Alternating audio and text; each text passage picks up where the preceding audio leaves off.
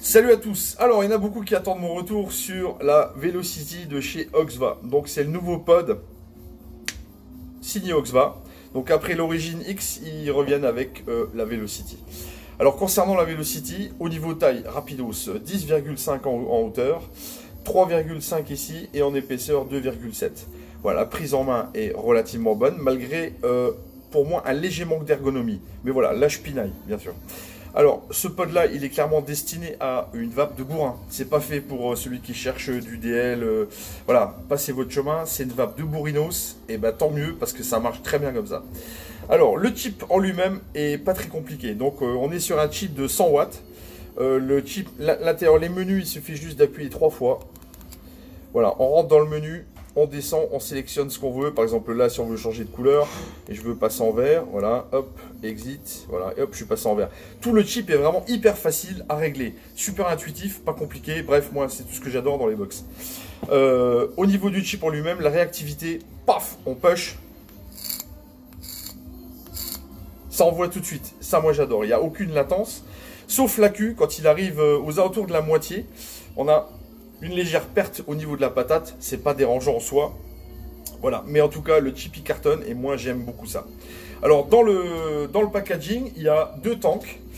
Donc, il y a deux tanks, il y a deux Raze Unipro, il y a un cordon de charge, il y a le plateau 510. Donc, le plateau 510, c'est tout facile.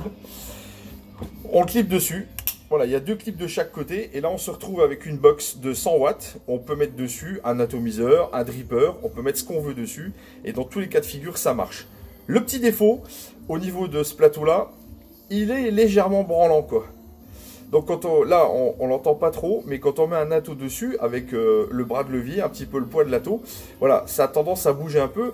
J'aurais préféré un verrouillage aimanté ou un système de joint, comme c'est le cas sur par exemple la drague, où une fois qu'on a mis le plateau dedans, c'est hyper bien serré et ça ne bouge pas. Pour enlever ce petit plateau là, voilà, il ne faut pas tirer droit, on met ce petit outil là qui est fourni avec, on bascule d'un côté et on enlève donc le 510. Alors, je pense qu'à la longue, les pattes là, elles risquent de s'user. C'est pour ça que j'aurais vraiment préféré un système de joint où ça vient vraiment bien se coincer dedans. Voilà. Ça, c'est concernant donc le plateau 510. On revient sur le tank avec la résistance Unipro. Alors là, j'ai eu vraiment une gifle parce que la résistance Unipro, en termes de saveur et volume de vape, elle est impressionnante. De tous les pods qui sont sortis à ce jour, la Raze là de l'Unipro Oxva, elle est vraiment top. Ça envoie un cloud de fou. Moi, je la préfère avec du fruité frais par rapport au gourmand. Le gourmand est un petit peu en dessous, mais en fruité frais, elle cartonne vraiment à mort. Et au niveau des saveurs, je kiffe. Voilà. Souvent de fois sur les clairons, on a les clairons, ils ont tendance à faire ressortir un peu plus le sucre. Là, c'est pas forcément le cas. Et ça, j'apprécie beaucoup parce que quand les jus trop sucrés, ça me lasse très vite. Voilà, je vais vous montrer comment qu'elle marche. Moi, j'ai vraiment eu un coup de cœur pour cette Raze là, la Unipro. Donc, c'est la Unipro, c'est la 0.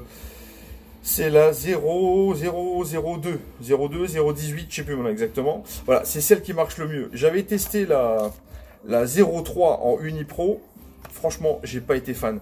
Je l'ai utilisée, elle a imbibé d'ailleurs. Je l'ai utilisée un demi-temps que j'ai arrêté tout de suite. J'aime pas cette Raze. Voilà, c'est un choix personnel. Moi, c'est la plus basse en home que je préfère. Donc 0,18, 0,20, je sais plus trop. C'est vraiment celle-là qui j'ai eu vraiment un coup de cœur là-dessus, quoi. Donc je vais vous montrer comment qu'est le cloud.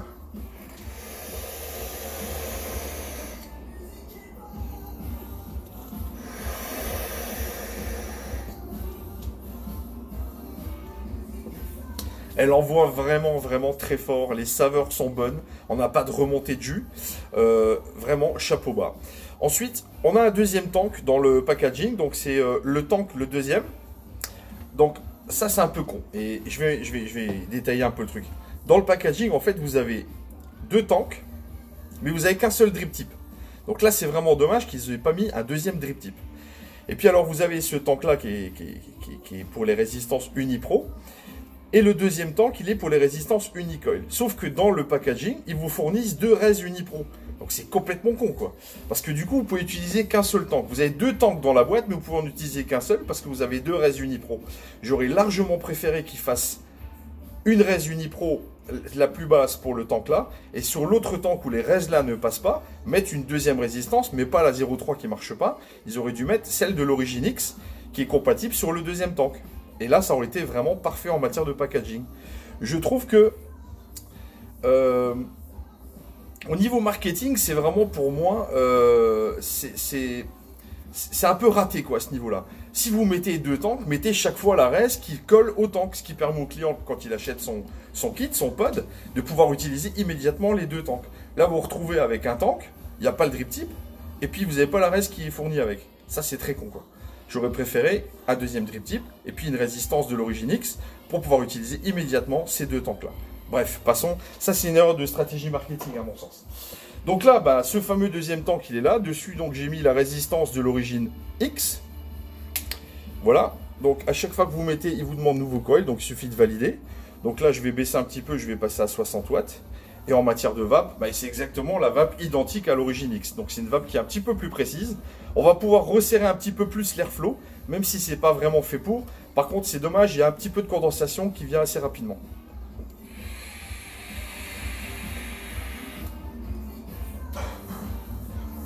Voilà, ça cloque bien. Elle marche bien, mais voilà, on redécouvre un petit peu l'Origin X. Donc voilà, on va pas se détailler plus longtemps là-dessus. Il n'y a rien de nouveau, c'est bien de l'avoir fait. Mais voilà, c'est vraiment dommage sur ce côté packaging.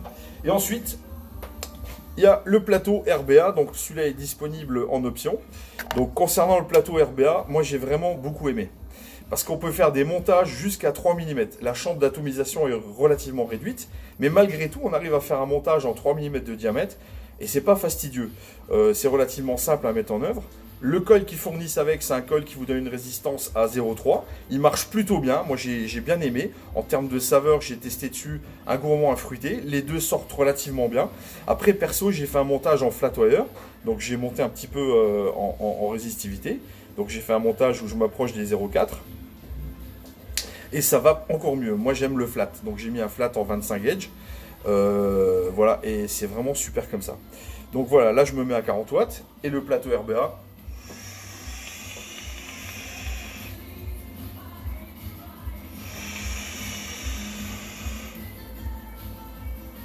Il marche très fort aussi. Il est beaucoup plus précis, moi je trouve, en matière de vape. On a plus de saveur. C'est une vape un peu moins bourrin que par exemple la Res, la Unipro, mais c'est beaucoup plus précis. Pareil, comme sur le tank avec la résistance de l'Origin X, on peut fermer un petit peu l'airflow pour avoir un petit peu plus de restrictivité, ce qui améliore un petit peu les saveurs. Voilà, en tout cas le RBA, moi j'ai bien aimé aussi, c'est vraiment pas mal du tout. Donc je vais revenir sur l'Unipro, parce que j'ai vraiment eu un coup de cœur là-dessus. Avec mon fruité frais dedans, j'ai vraiment super kiffé. Par contre, le machin il consomme, hein. Bon après c'est un peu comme les bagnoles, si on veut des chevaux sous le capot, il faut leur donner à boire. Bah c'est pareil, le tank il fait 5 ml, j'ai oublié de le préciser. Là c'est pareil, c'est dommage, ils auraient pu faire 1 cm de plus et nous faire un tank de 6,5 voire 7 ml. C'est vraiment, c'est toujours des petits détails, mais putain ils ont fait l'erreur sur le l'Oxval Origin X d'avoir fait un tank de 3 ml qui se vide quand même assez vite. Pourquoi pas tout de suite faire les choses bien ou faire des tests? Moi j'aurais préféré, voilà, même s'il était 1 cm plus haut, on aurait gagné au moins 1 ml, voire 1 ml et demi. On aurait été un tank de 6,5 voire 7 ml. Ça aurait été vraiment parfait. Mais bon, après le remplissage, ce qui est vachement bien par rapport à l'Origin X, c'est que sur les 3 tanks, le remplissage se fait par le haut et non plus par le dessous comme c'est le cas. Et ça, moi j'ai vachement bien aimé parce que je préfère les remplissages quand ils sont comme ça plutôt que par en dessous. Voilà, alors ensuite, pour moi le top hein, vraiment de cette box là, bon, bah, c'est le chip qui cartonne vraiment fort avec une simplicité d'utilisation. La Res Unipro en 0,018 ou 0,20 qui cartonne vraiment fort, qui est pour moi plus agréable avec les fruités. La Res 0,3 pour moi c'est un flop. En termes de saveur, on est vraiment nettement en dessous, on est même en dessous la résistance de l'Origin X. Voilà. Concernant les accus, on peut mettre du 18650, 20700, 21700. En 21700, la trappe accu pour la fermer au départ, elle est vraiment dure, il faut vraiment forcer pour pouvoir la coincer, la fermer. Ça c'est dommage. Bon, au bout de 3-4 fois, ça s'use un peu et ça devient un peu plus facile. Voilà, alors moi j'ai adoré voilà, le concept, hein, c'est clairement une vape bourrin, celui qui cherche un pod. 21700, donc on a de l'autonomie. Moi j'ai mis à 4000 mAh, tranquille à l'aise. La gestion de l'accu, elle est pas mal. C'est pas ce qui se fait de mieux, mais ça gère relativement bien l'accu. On n'est pas obligé de recharger tout le temps. Par contre, dès qu'on arrive à la moitié de l'accu, on a un petit peu une perte au niveau de la patate. Mais bon, voilà, ça c'est vraiment, c'est un petit détail quoi. Voilà, l'ergonomie, un poil un petit peu plus ergonomique, j'aurais préféré aussi. Voilà. Ensuite, ben, pour moi, le gros flop, c'est le packaging, comme j'ai expliqué tout à l'heure. Tout le reste, ça fonctionne vraiment bien en termes de vape, en termes de tout. J'ai adoré. Voilà. Le rapport qualité-prix, il est juste top parce qu'on tourne dans une cinquantaine d'euros à peu près. Voilà. Sur ce, je vous laisse. Je tire une petite barre.